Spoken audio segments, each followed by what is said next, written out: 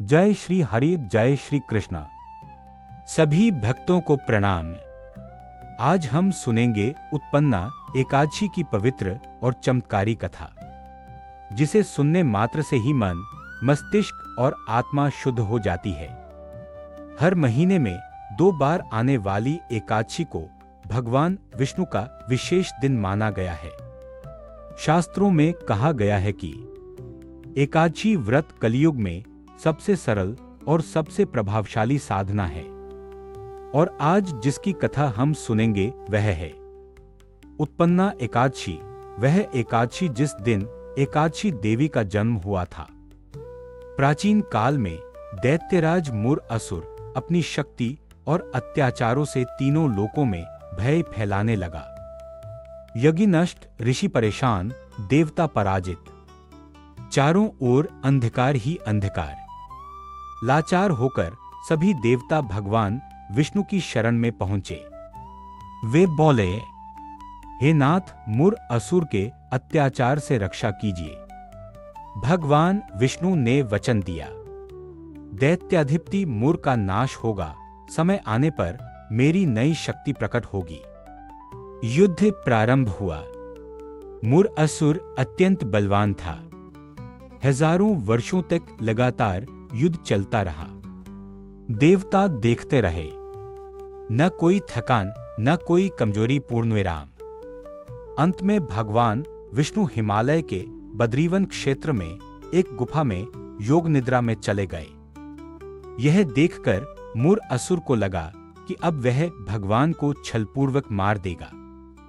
जैसे ही मुर असुर ने भगवान के समीप आक्रमण किया, अचानक भगवान के शरीर से एक दिव्य प्रकाश निकला।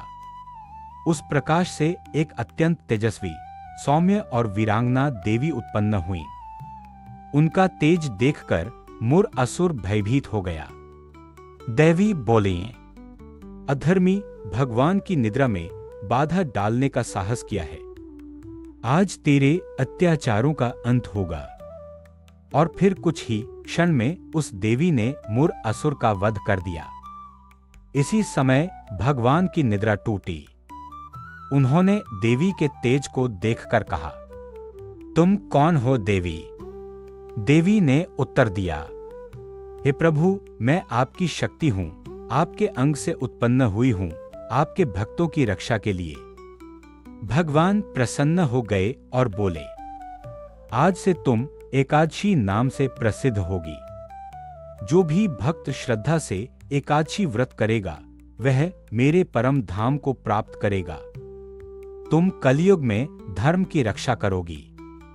शास्त्रों में कहा गया है कि एकादशी व्रत करने से पाप, दुख, मानसिक तनाव और नकारात्मक ऊर्जा नष्ट होती है।